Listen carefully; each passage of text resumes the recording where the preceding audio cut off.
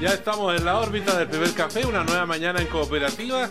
Estamos con un Santiago nublado, 15 grados 9 décimas la temperatura, 58% la humedad ambiente, una máxima de 26 grados. Y estamos contándoles ya que los movimientos sociales reflejan desconfianza hacia las instituciones y la necesidad de cambios. ¿Cómo construir organismos públicos más confiables? Sobre los desafíos del Estado contemporáneo para asegurar el bienestar de los ciudadanos, trata el 11º Congreso de Ciencia Política, que se realizará a partir de mañana y hasta el viernes en la Universidad Alberto Hurtado. Cambia el mundo, Universidad Alberto Hurtado. Ya, pues estamos listos con el trío de panelistas de esta jornada. Usted viene en manga de camisa hoy día. Usted va a ir al estadio, ¿no? Pues hay que ir a Coquimbo. Ah, el clásico. Sí, estamos hablando cosas en serio. Hay que estar ahí, po. ¿Usted va a ir o no? Sí, voy a tratar. ¿Sí? ¿Usted de qué equipo es? De la UPO. ¿De qué otro equipo? Ah, entonces no vamos a estar en el mismo lado. ¿Por qué usted de Colo-Colo? Ahí hay otro signo de división, pero por supuesto. Aquí está, el que hablaba recién, Eugenio Guzmán, sociólogo, decano de la Facultad de Gobierno de la Universidad del Desarrollo, consejero de Políticas Públicas de Libertad y Desarrollo, ¿eso es? Sí. ¿Sí? Ya, no hay problema. Don Gutenberg Martínez, rector de la Universidad Miguel de Cervantes, consejero nacional de la Democracia Cristiana, ¿está bien? Sí, está bien. ¿Va a ir al estadio o no? No, yo no. de Unión Española. Yo no soy del AUDA italiano, así que no participo de esta justa tan importante. Pero Martínez, ¿qué tiene de italiano? Nada. Lo que pasa es que cuando yo cabro chico, yo vivía en el barrio. Ganó alguna vez la Blanco Encalada, y el compañero de juego era como 2 años mayor que yo, y su familia era el Auda italiano, y salió campeón el Auda italiano ese año por el 56. Eso tiene que ser. Y jugué a ganador como Camilo y nunca más después. Pero usted, Camilo, ¿de dónde es? Colo-colino. Colo-colino. Ah, va a estar ahí con un... Sí, va a estar en la barra ahí, como siempre.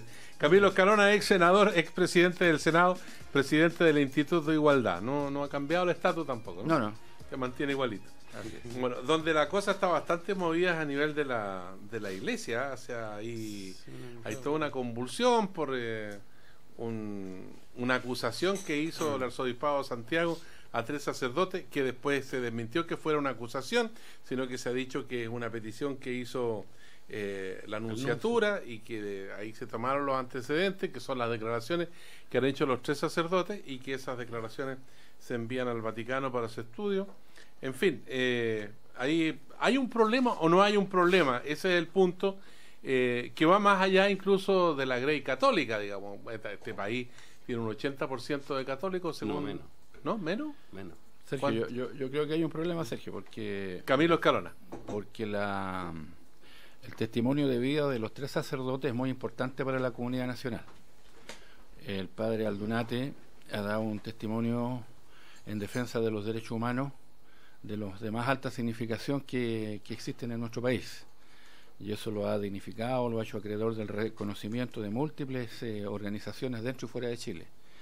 El padre Mariano Puga, con su testimonio de vida, residiendo muchos años en la población La Legua, combatiendo la droga, tratando de sacar a las personas de la situación de postración a las que las conduce el narcotráfico, dando la cara donde muy pocas personas se atreven a dar la cara, manteniendo su oficio de carpintero, desechando una vida de opulencia que pudo haber llevado.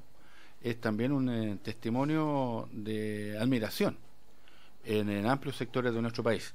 Y el padre Felipe Berrío, en la lucha contra la pobreza, ha sido un testimonio que ha ido más allá de las fronteras de nuestro país. Hace poco, como todos sabemos, estuvo en África, y es una persona que ha llevado esta idea del compromiso mucho más allá de la retórica, y se ha comprometido personalmente con ella como pocos. Entonces, poner en tela de juicio la condición de sacerdote de esas personas, a mí me parece un hecho entero y profundamente desafortunado. ¿Pero fue eso lo que se puso en tela de juicio? Yo me guío por los hechos como son, y no por como uno quisiera que fuesen, ¿no? El hecho de entregar una información que, según la explicación que se ha entregado, fue solicitada por la Nunciatura, es un argumento, diría yo, demasiado pobre para lo que uno puede solicitar del Arzobispado de Santiago y puede solicitar de la Iglesia Católica, porque la Nunciatura perfectamente puede obtener esa información por sus propios medios. No necesita una notificación o una comunicación del Arzobispado para tener acceso a información que es entera y totalmente pública. Y eso es para eso existen las nunciaturas, por lo demás.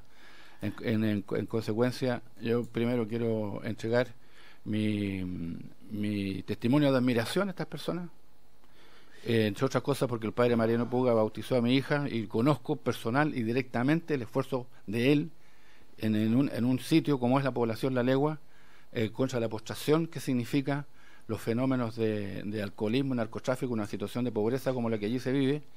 Y en segundo lugar, reiterar que me parece un hecho profundamente desafortunado que se ha vivido en relación a esta comunicación entregada por el Arzobispado de Santiago. Eugenio Guzmán o Gutiérrez Martínez. Yo soy más externo a ustedes, pero así que por favor. Yo creo de la iglesia. Yo creo que las tres personas son más que respetables, súper admirables, digamos, en lo que ha sido el ejercicio de su sacerdocio, tanto en las facetas que ha dicho Camilo como también en el tiempo de la dictadura, en lo del padre Mariano y el padre José, en cuanto a una defensa de los derechos humanos y una defensa de la no violencia frente a lo que en sus realidades poblacionales donde ellos vivían se trataba de ejercer como un método de lucha válido, que después se demostró que fue quizás una de las causales por las cuales la dictadura se mantuvo durante más tiempo del debido.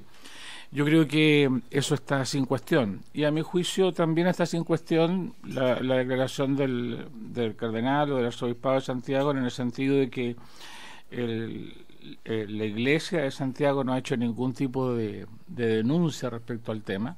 Creo que la aclaración en eso es bastante taxativa.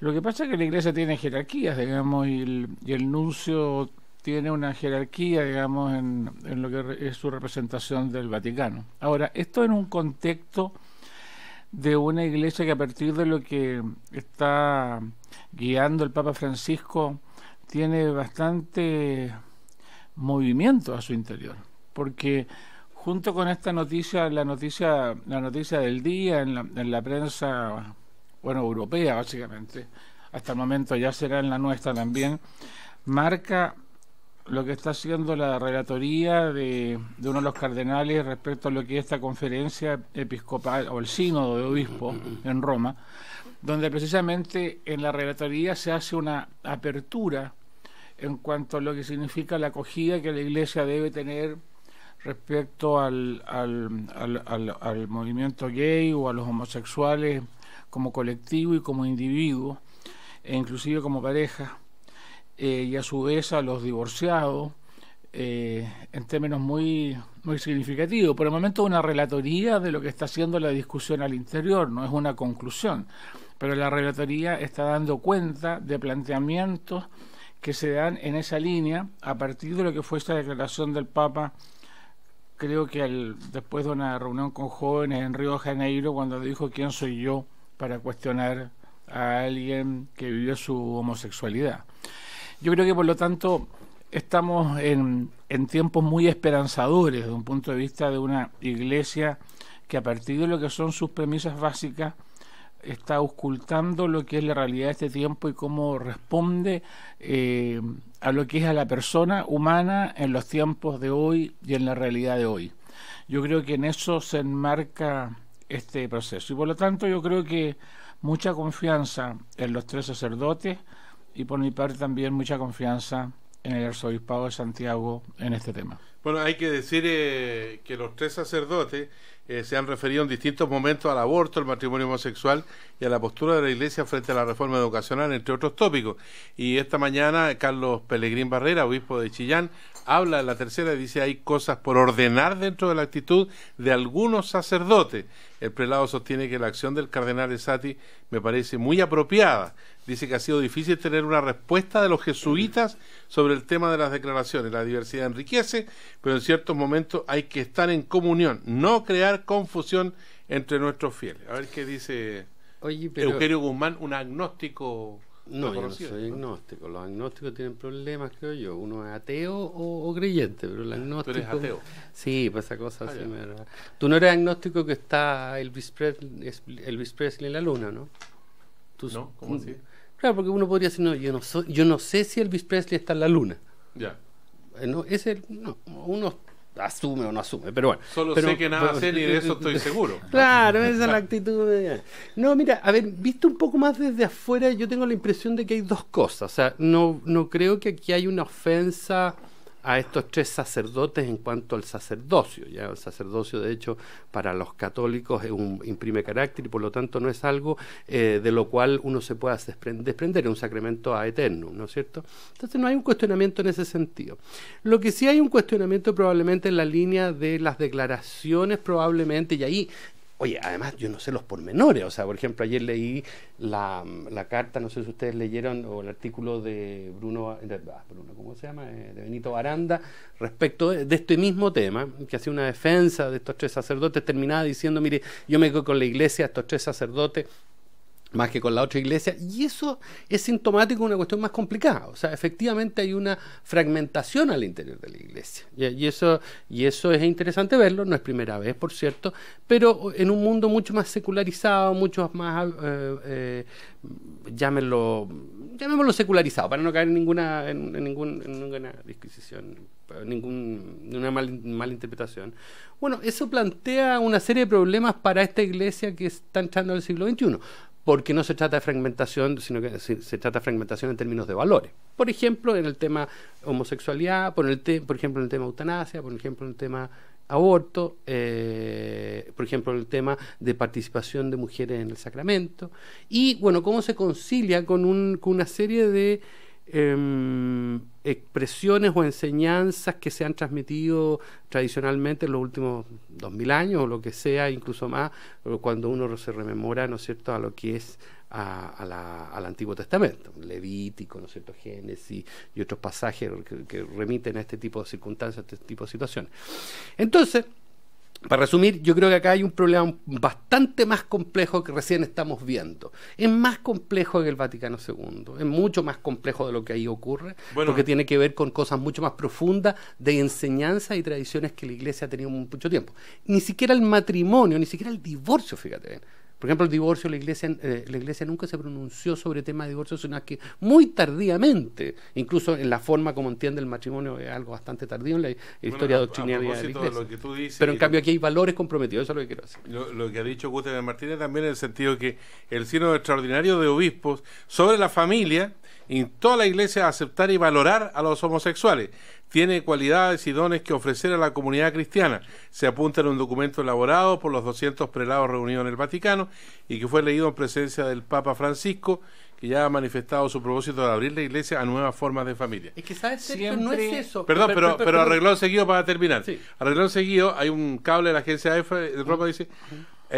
algunos obispos del sínodo sobre la familia piden prudencia para que no se dé la impresión de que la Iglesia Católica, cito, ve de manera positiva la orientación homosexual, fin de la cita, y la convivencia, según explicó hace poco momento la oficina de prensa del Vaticano. ¿Ves tú? Y déjame decir un alcance, perdón Camilo, pero es que eso es un elemento, porque después arregló seguido bien el tema, si respecto a las parejas gay, ya sea de cualquier género, puedan adoptar, si el tema del aborto, el tema de la eutanasia, que hoy día se está discutiendo, probablemente el tema de la eutanasia tiene menos impacto, y una serie de otras consideraciones. Entonces es mucho más complejo este escenario, mucho más estresante, creo yo.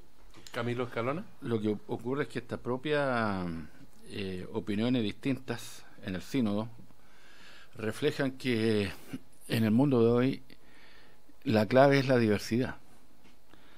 Entonces yo considero de que recolectar las opiniones que en diferentes momentos, frente a distintos auditorios, puedan haber dado a estas personas, es una manifestación de intolerancia. Y la sociedad de hoy no tiene ninguna otra posibilidad de sobrevivir si no es sobre la base del ejercicio de la diversidad. Porque pretender que los hombres y mujeres hoy vamos a tener opiniones iguales es entera y totalmente imposible. Y pretender que dentro de las instituciones quienes participen dentro de esas instituciones de igual manera van a pensar todos igual, es también una cosa absolutamente imposible que ocurra. El mundo de hoy está hecho sobre la base de individuos que son capaces de construir su propia opinión sobre los hechos que ocurren. En consecuencia, el valor de la diversidad es el punto clave que yo creo que está aquí en debate, cuando a alguien se le ocurre recolectar las opiniones de otros y trasladarlas a una jerarquía superior. En ese contexto, ahora, yo creo que la supervivencia de la iglesia, Camilo, pero yo creo que hay que hacer primero un distingo lo siguiente. Nosotros estamos hablando de una institución muy importante, pero que es parte de la sociedad y de la sociedad, si ustedes quieren, mundial, pero no es la sociedad.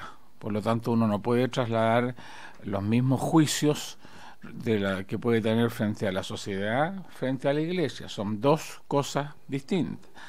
Yo creo que es parte de la tradición de la Iglesia Católica el que existen corrientes respecto a los procesos internos de cambio. Eso es parte de la historia de la Iglesia de siempre, digamos. Si tomamos la parte de la Iglesia contemporánea, el Concilio Vaticano II fue una verdadera revolución interna, donde se dieron corrientes respecto a qué es lo que significaba esa actualización o ese compromiso de la Iglesia con los tiempos. En las décadas pasadas, en términos de latinoamericanos, la teología de la liberación lo que reclamaba como una de las teologías dentro de la Iglesia Católica un mayor compromiso con lo que eran los desafíos propiamente latinoamericanos en cuanto a pobreza, dictadura, falta de democracia, falta de libertades. Yo lo que quiero decir es que hoy día lo que estamos viviendo es un proceso en el cual sabiamente el Papa Francisco, él ha dado inicio a un proceso de apertura, de diálogo, de discusión. Él está marcando una línea de austeridad, de sobriedad, de cercanía, de apertura.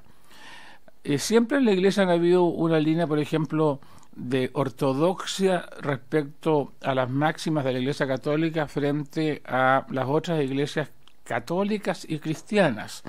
El Papa Francisco marca una línea en que lo que busca es un encuentro, fortalecer una línea de encuentro ecuménico con las otras iglesias cristianas. Una línea desde ese punto de vista menos integrista que la que otros podrían tener al interior de la Iglesia. También representa una línea en que quiere desburocratizar lo que significa el Vaticano, la curia, el Banco del Vaticano. Es todo un proceso, pero lo que yo quiero decir, uno puede sustentar que desde un punto de vista de la sociedad hay algunas cosas que pueden ser relativas, pero desde un punto de vista de una institución como la Iglesia hay muchas aperturas, pero no todo es relativo. Hay creencias que son básicas, hay verdades que son básicas, que obligan solo a aquellos que quieren obligarse en la creencia en esa Iglesia. Pero los parámetros de medición, de evaluación de la Iglesia o de las iglesias o de cualquier comunidad religiosa no son los mismos parámetros de evaluación de lo que pueden ser en una sociedad. Lo que quiero decir, en una comunidad religiosa no todo es relativo. Las diferencias, las corrientes, las opiniones se dan dentro de un marco que es común. Ahora esto ha venido introduciendo cierta tensión acerca de la actuación de la Iglesia y lo que pasa también en el mundo político, porque ha habido críticas y apoyo, incluso sectores de derecha han apoyado a los sacerdotes en la última jornada. Pero espérate, Sergio, pero es que aquí es interesante el último punto que han hablado Eugenio Guzmán. Se ha hablado ya. Mira, la experiencia de la reinterpretación de la diversidad ya se dio y lo vemos en esta eclosión que son las iglesias cristianas. O sea, el sistema, lo que dio origen, ¿no es cierto?, a la reforma protestante fue precisamente eso, o sea, diversidad. Y está muy bien, yo creo que el mundo moderno es cierto. Y esa otra tensión no admite mucha uniformidad, aparentemente. Pero entonces desde ese punto de vista es una tensión interna de la Iglesia y no sé cómo sobrevive a eso precisamente por lo que dice Gutenberg. Ahora, Gutenberg, el Concilio Vaticano II, no hay una discusión sobre temas tan importantes, tan centrales como el tema de la vida, o sea, a propósito del tema del aborto, o temas como la liturgia. De hecho, o sea, la liturgia, lo que se discute en el Vaticano II... En la es, liturgia sí hubo por grandes supuesto, discusiones. por supuesto, a eso es lo que voy. En el Vaticano II la discusión es litúrgica, es sobre lengua vernácula, es temas ideológicos, el rol de la Iglesia en el mundo, el ayornamiento, etcétera. Pero no hay una discusión, si tú ves las actas del Congreso. No, también hay una discusión respecto a la visión de mundo, al capitalismo. Pero por ejemplo la Iglesia no pide, el Vaticano II no pide perdón por el Holocausto, no se discute el tema del aborto, en fin, una serie de cosas. Yo creo que hoy día hay que reconocerle una situación más compleja. Ahora, ahí termino lo tuyo y estoy completamente de acuerdo que es una institución. Y eso es lo que caracteriza a los grupos religiosos, como también los partidos políticos, que comparten ese elemento común, que tú tienes que creer en algún tipo de verdad, algún principio básico, algún paradigma incuestionable. Camilo Escalona pide la palabra. Bueno, yo pienso que es interesante definir qué línea marca el Papa Francisco. Y en mi opinión la línea que él marca es recoger los nuevos temas, frente a una iglesia que sin poder dar cuenta de ellos estaba secándose, especialmente en Europa. La pérdida de fieles era un fenómeno masivo, prácticamente indetenible, hasta el momento de la irrupción del liderazgo de la Iglesia Católica del Papa Francisco. Y como son nuevos temas, es aquí donde quería llegar, es imposible que los nuevos temas todos los puedan asumir de igual manera, y en consecuencia, como son nuevos temas, la única posibilidad es asumirlos desde la diversidad. Entonces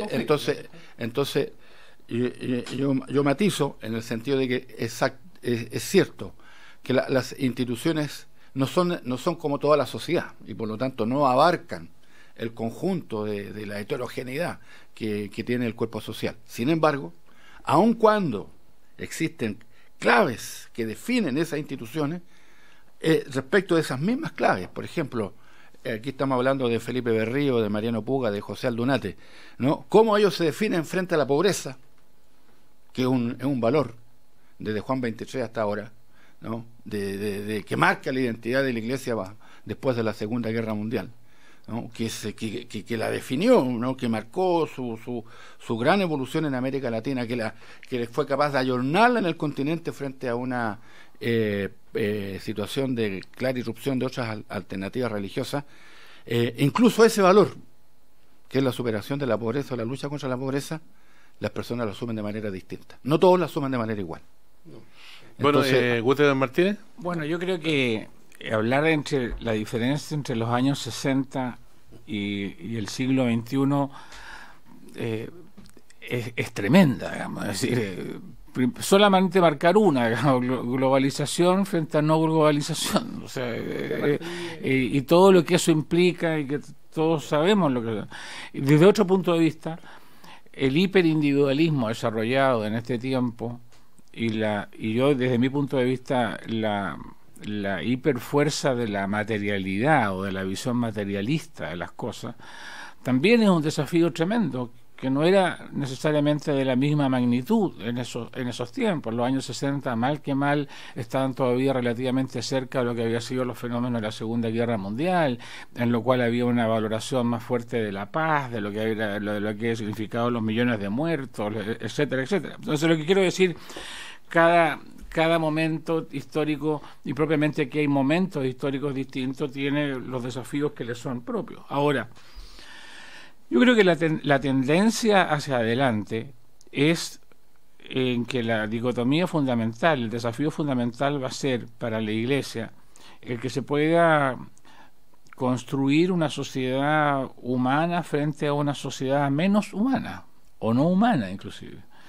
Y en esa lógica creo que la prioridad desde la Iglesia, y ya estoy hablando no como político, sino como sintiéndose parte, digamos, de la Iglesia, las prioridades de la Iglesia van a tener que estar en torno a la lógica de la humanización, que es lo que se acerca a su lógica de compromiso con la persona humana y el perfeccionamiento de esa persona humana. Eso implica, a mi juicio, mayor relación no solo con las otras iglesias cristianas, sino que con todas las religiones teocéntricas al menos, lo que implica una forma de entender el tema musulmán, judío, cristiano, muy distinto. Ahí hay una centralidad que es posible en los conceptos básicos frente a este consumismo, este materialismo, este individualismo reinante tan fuerte. Y creo que el Papa lo que está haciendo es abriendo la puerta a esa discusión, y lo está abriendo con testimonio, lo está abriendo con fuerza, en una institución que tiene tantos siglos o milenios.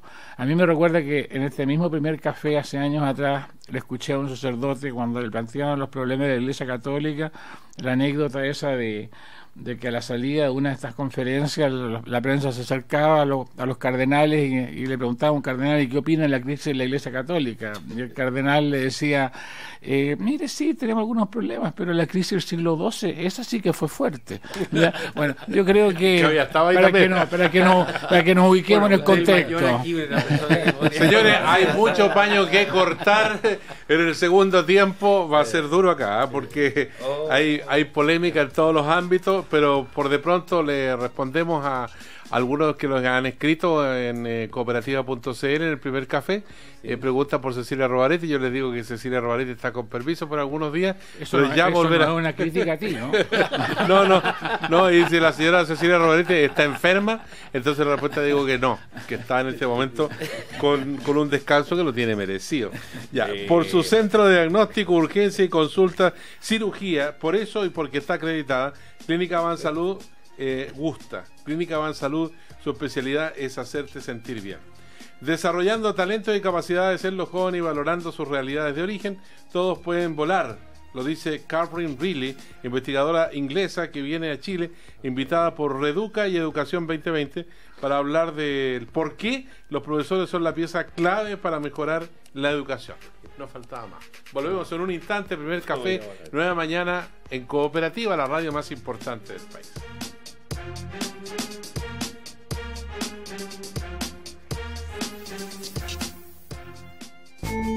En el 2050, la población urbana crecerá en 3.000 millones de personas.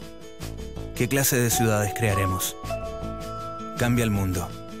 Universidad Alberto Hurtado. Yo mejoro, tú mejoras, él mejoraría. ¿Y si nosotros mejoramos esa conjugación? Él mejora, nosotros mejoramos. Lo que suma un profesor, lo sumamos todos. Porque un profesor nos enseña, nos corrige, nos invita a pensar, nos forma y nos transforma. Los profesores son una pieza clave para mejorar la educación. Reconozcamos su valor. Infórmate más en www.reduca-medioal.net. En PIB per cápita, Chile es el número 1 de Latinoamérica. En felicidad per cápita, el 16. ¿Cómo estamos pensando el desarrollo? Cambia el mundo. Universidad Alberto Hurtado. Por su calidad, me gusta. Porque está cerca, me gusta. Por su servicio de urgencia para adultos, me gusta. Porque está acreditada, me gusta. Porque a mi papá le gusta, a mí también me gusta. Clínica Avansalud nos gusta. Cuando eliges Clínica Avansalud, eliges la tranquilidad de saber que tú y tu familia están en buenas manos. En una clínica donde la calidad está acreditada, con equipos médicos especialistas y una infraestructura de primer nivel y a tu alcance. Visítanos en Avenida Salvador 100, Metro Salvador. Clínica Avansalud. Nuestra especialidad es hacerte sentir bien. ¿Y para una segunda cita? Falda de mezclilla a la rodilla y blusa roja. Cada ocasión merece un color. Cuídalos todos con Clorox Ropa Poder Dual. Porque su fórmula multiacción es la única que, además de remover hasta las manchas más difíciles, deja tus colores y blancos brillantes. Clorox Poder Dual. Ropa sin manchas y colores brillantes. Este martes seguimos con todo. El camino a Copa América se vive al aire libre.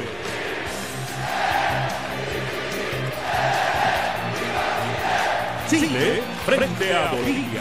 A partir de las 7 sigue todas las alternativas del nuevo desafío de La Roja. En directo desde Coquimbo, Chile, Bolivia. Imperdible.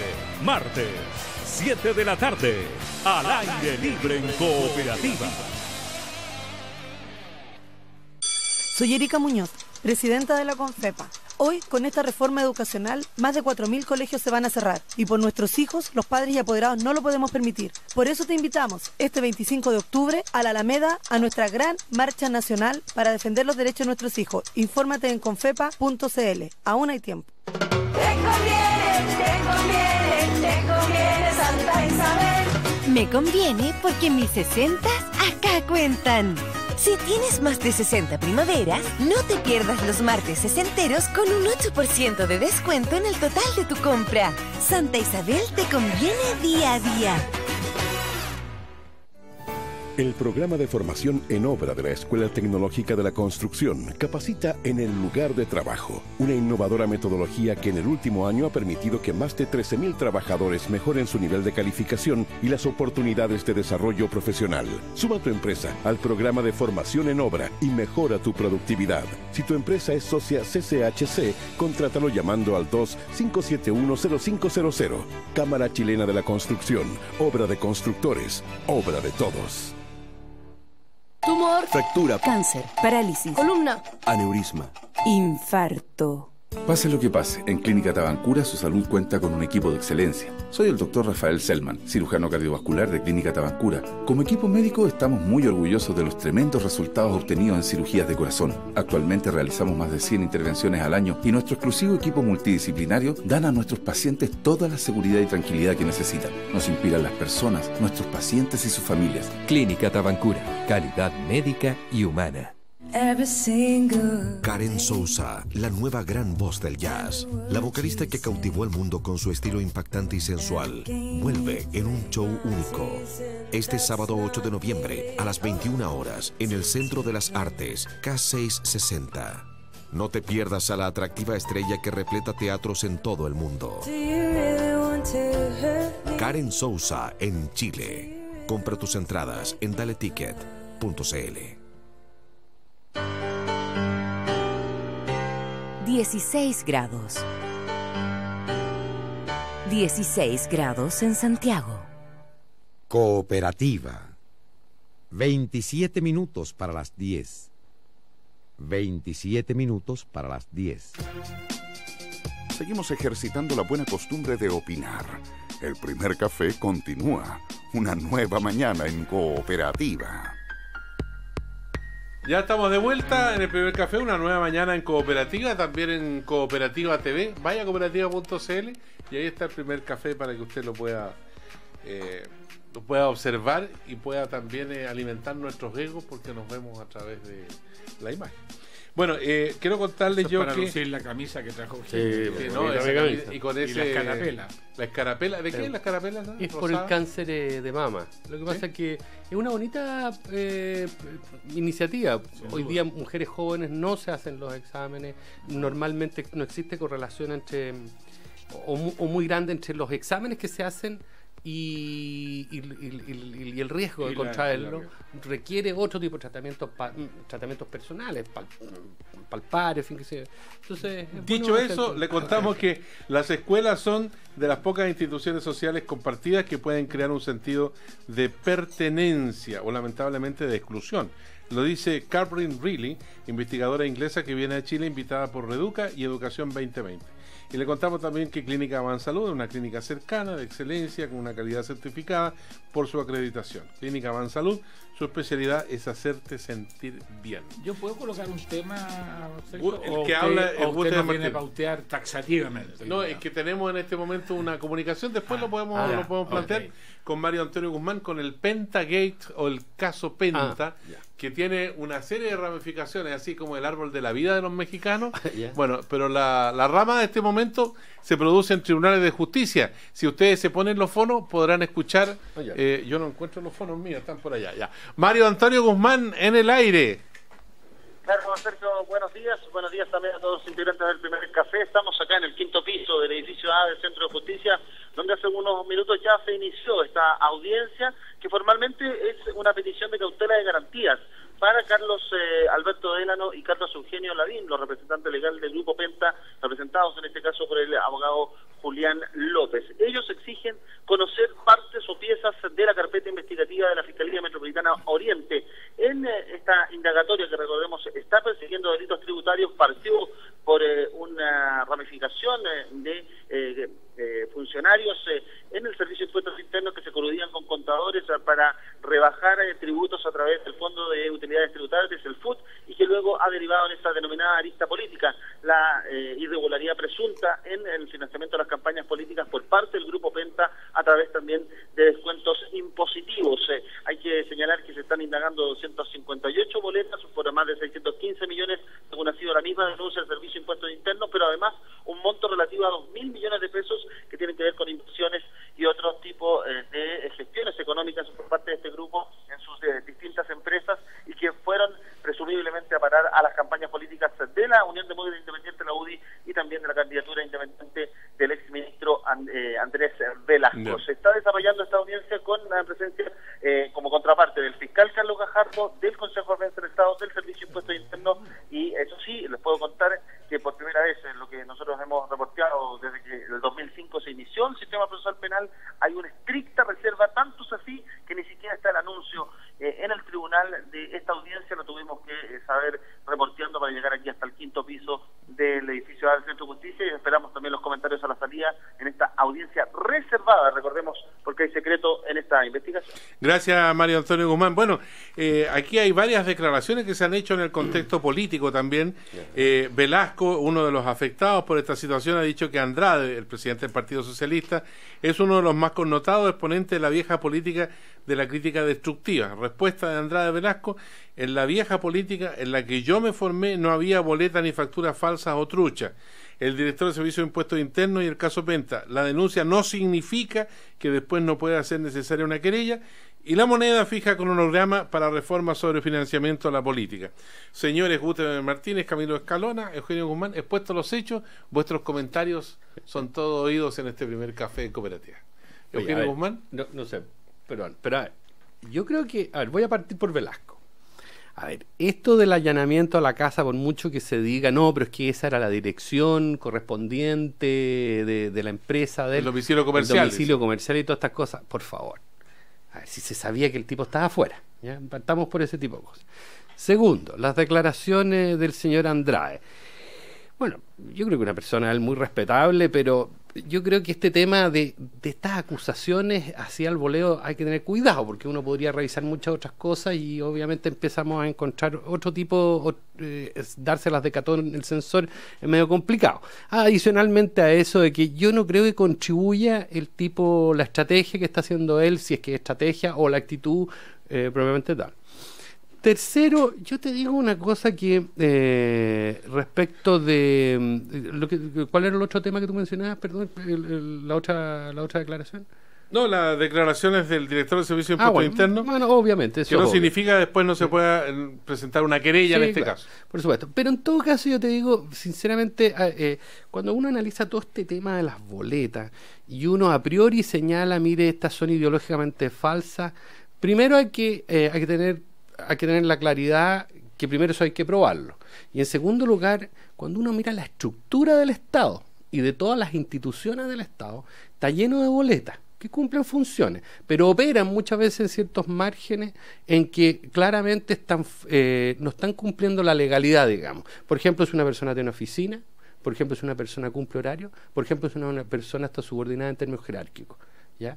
O sea, dicho de otra manera, la cantidad de lo que se llaman convenios o contratas dentro de la administración pública. Entonces, esto puede, desde ese punto de vista, si el señor Andrade está dispuesto a que también discutamos esos temas, perfecto, pero no puede tan tirar al voleo todas estas cosas. Yo creo que él debería ser un poco más responsable. Martínez.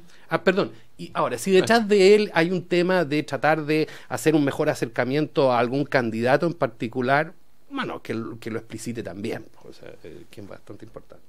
Gutenberg. Bueno, yo creo que en primer lugar es un tema que ya se ha hablado bastante, se va a seguir hablando, entonces a mí no me gusta mucho repetirse en las mismas argumentaciones y que uno tenga que estar reiterando cuestiones al respecto. Por lo tanto, la primera afirmación que a mí me nace decir es dejemos que las instituciones funcionen. Ya se ha dicho todo lo que se podía decir. Todas las censuras que tiene la mala relación entre dinero y política, la necesidad de que la sociedad avance sobre esa materia, y que si hay una denuncia, bueno, estas se tramiten de acuerdo a la legalidad vigente, se esclarezcan, y si hay acusaciones se formulen. Pero esto derrama ácido sobre el mundo político. Quien las haga se haga responsable de las que haga. ¿Ah? O sea, Andrade lo que está haciendo. Perdón, me está pidiendo a mí mi opinión. Digamos, yo estoy intentando hacer un raciocinio, digamos, sobre la materia. Yo no creo que este tipo de situaciones se deban politizar. Y por eso coincido con las afirmaciones que salen hoy día en la prensa, en la línea del presidente de mi partido y del jefe de senadores, es decir, Ignacio Walker y Jorge Pizarro. No soy partidario de que el resto de los partidos políticos se involucren como partidos, haciendo querellas o denuncias sobre la materia. Creo que precisamente lo que hay que hacer en este tipo de situaciones es despolitizar el tema para que las instituciones funcionen cabalmente y sin presiones sobre esto. Tampoco creo que se deba pretender empatar nada. Y finalmente, como abogado, yo, aunque sea poco político, siempre me quedo con la presunción de inocencia. Yo viví la situación la vez pasada de cuando en el caso Spinac me afirmé en mi formación jurídica de decir la presunción de inocencia. Mucha gente me dijo que era una brutalidad lo que estaba diciendo, y finalmente el tiempo me dio la razón en cuanto a que la presunción de inocencia era el mejor modo de actuar jurídicamente frente al tema. A mí no me gustan por convicción los juicios populares, no me gusta esto de atribuir cosas cuando ni siquiera se inculpa todavía a nadie, o sea que hay una tramitación judicial. Hoy día lo que hay solamente es una investigación por parte de la Fiscalía. La Fiscalía, después de investigar, si quiere solicitar que esta investigación se practique, tiene que generar una presentación judicial, tiene que inculpar a la persona, tiene que formalizar, digamos, esa investigación. Después de aquella formalización se inicia propiamente una investigación ya más formal, y finalmente de ahí viene la acusación y después lo que es el juicio, etcétera. Estamos en una parte primaria. Entonces yo diría, y lo último, tampoco me gusta legislar sobre calientito. Yo creo que es bueno avanzar en transparentar la relación entre dinero y política. Creo que hubo buenos proyectos en el pasado, las cosas se han discutido, sabemos hacia dónde se podría ir en forma mejor a lo que existe actualmente, pero no me gusta legislar sobre calientito. Mi experiencia sobre la materia es que cuando se legisla con pasión, las cosas no salen bien. Por lo tanto, preferiría en esa materia que las cosas se aclararan, piano, y después hacer los cambios legislativos convenientes. Bueno, aquí el que fue jefe de la campaña de Velasco ha dicho que Andrade, diputado, presidente del partido de Camilo Escalona, ha dicho que es un matón de barrio por la presentación de la querella. Yo creo que es pésimo, te digo, hacer un debate entre personas que son parte de la nueva mayoría, que hemos participado en una primaria común, que hemos sumado nuestras votaciones para los efectos de generar la elección de la presidenta Bachelet, para los efectos de generar una mayoría parlamentaria, que al final de cuentas esto termine en un boche entre personas que han formado parte de la nueva mayoría. Creo que es un absurdo político. Camilo Escalona. Bueno, yo pienso que estamos en un momento delicado, porque esta es una situación que afecta al conjunto del sistema político.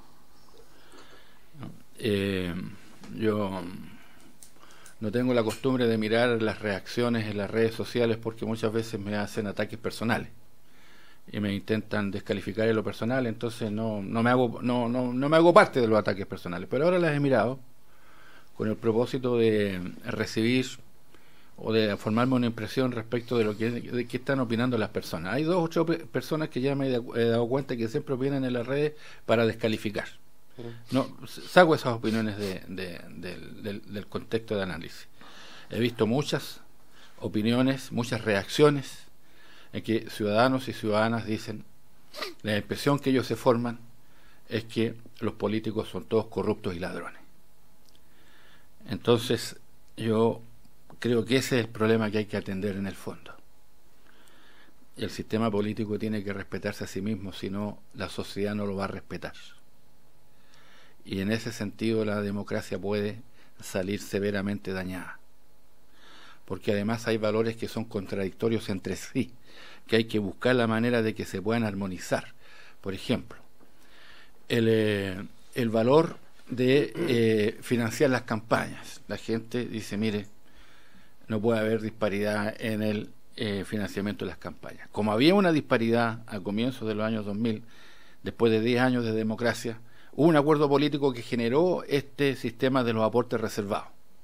A 10 años de implementado esta legislación de los aportes reservados, es evidente que se agotó. Pero, ¿se va a volver al sistema anterior?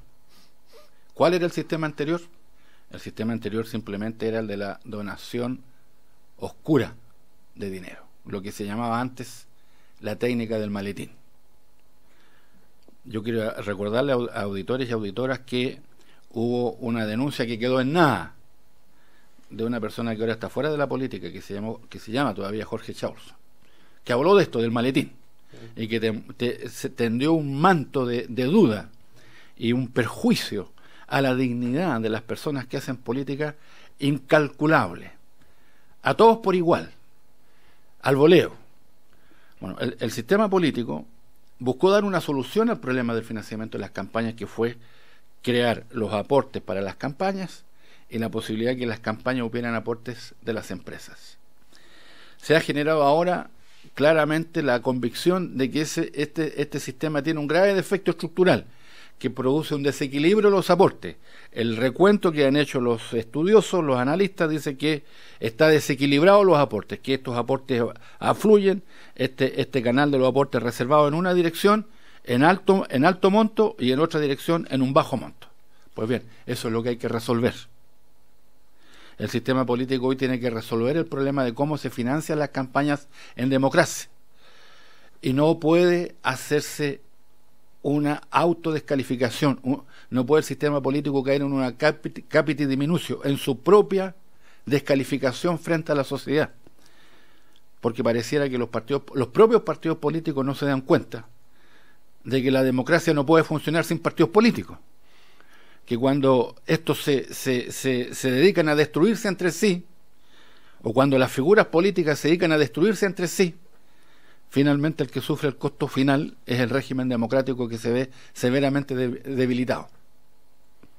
Entonces yo no me voy a hacer cargo en consecuencia de las palabras ni a favor ni en contra de Osvaldo Andrade, ni de los ataques a favor o en contra de Juan José Santa Cruz, no me hago parte, de verdad. Porque sí, yo tengo una manera completamente distinta de mirar este problema. Yo sí encuentro que el Partido Socialista tiene autoridad para pedir y para saber si se cumplió o no se cumplió el acuerdo político que se tomó el año 2002-2003 que generó este sistema de financiamiento. Porque nosotros concurrimos a este sistema de financiamiento en aquella oportunidad. Y nosotros entendemos que todos los partidos políticos estábamos obligados a respetarlo. Ahora, si no se respetó es grave, pero eso lo tendrá que dilucidar los tribunales. Eso no significa que se elimine la responsabilidad que tengan los partidos de rectificar y corregir todos los aspectos negativos que este propio sistema de financiamiento de campaña está demostrando frente a la opinión pública. Ahora, ¿en qué puede terminar esta situación? Eso quería preguntar también a usted. Si uno mira la historia reciente, en la última elección presidencial y parlamentaria, más de la mitad de la gente no fue a votar. Entonces, ahora va a haber electores nuevos, porque la inscripción es automática. Los que han cumplido 18 años entran en forma inmediata al registro electoral, al servicio electoral. Entonces, ¿qué va a pasar, digamos, con esta situación en que también hay una juventud que está muy desencantada? Vimos hace poco la encuesta Mori, ¿no?, donde se revela, digamos, que los jóvenes, por ejemplo, de 15, 16, 17 años, están muy distantes de todo este escenario de conflicto, de declaración contra declaraciones y también de irregularidades, algunas de ellas que se presumen que podrían ser graves para el sistema institucional. Gutenberg. Bueno, yo creo que es evidente que todo esto le hace mal a la política. Es decir, yo creo que en este tema en particular, que las instituciones funcionen y cumplan su rol en paralelo a lo que debiera haber, es un debate en profundidad de cómo el sistema político puede y debe funcionar mejor en este y en otros temas. Eso es lo que significa hacer una política responsable para los efectos de que la ciudadanía tenga confianza en el sistema y tenga confianza en la política, porque cuando el desprestigio es colectivo y es institucional, eso, conocemos la experiencia histórica, eso lo que abre camino es al populismo, y el populismo puede devenir en procesos autoritarios con mucha facilidad. Uno es parte de una generación en la cual yo aprendí que los procesos no son irreversibles. Los países se deterioran, los sistemas institucionales también se desprestigian y se deterioran.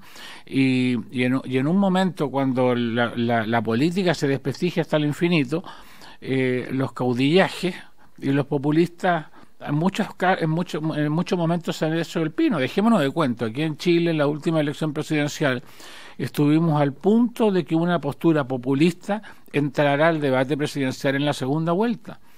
En experiencias comparadas yo he visto que cuando el populismo entra al debate nacional ya propiamente, se legitima en su tipo de discurso y se hace muy difícil que el discurso racional, por decirlo de algún modo, o las propuestas responsables, que pueden ser disímiles y contradictorias entre sí, se encuentren en un diálogo o en un debate con una fórmula populista. Dejemos un minuto final a Eugenio Guzmán y a Camilo Escalona. Un minuto a partir de ahora. Ya, bueno, un minuto, ya. Un minuto nomás, por favor. Ya, pero no me quites más minutos.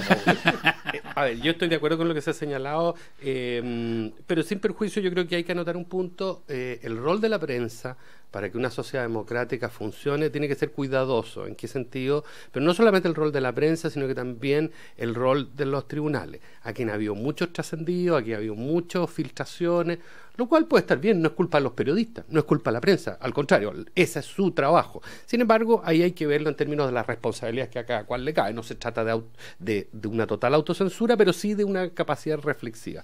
Dicho eso, yo estoy de acuerdo que lo que va a seguir a futuro hay que pensarlo bien.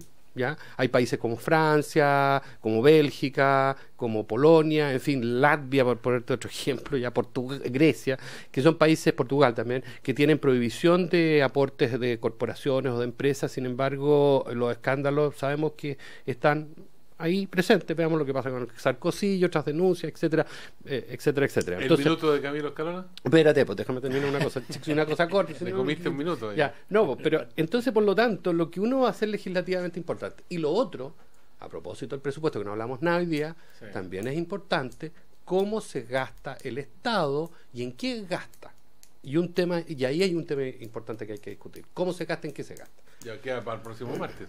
Yo creo que la gran lección del punto de vista práctico es que las campañas tienen que tener un límite al gasto.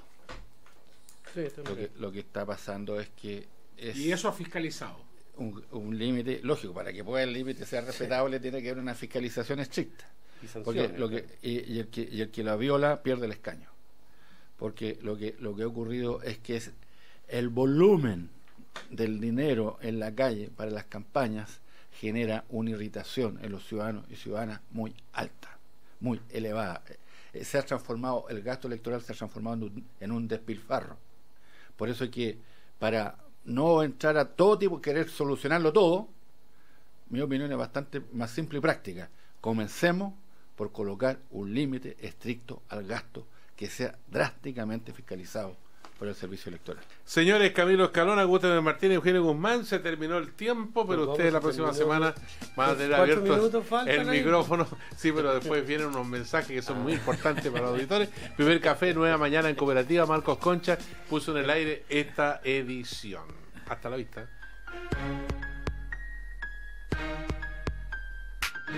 El primer café en Cooperativa fue presentado por La educación puede cambiar el mundo.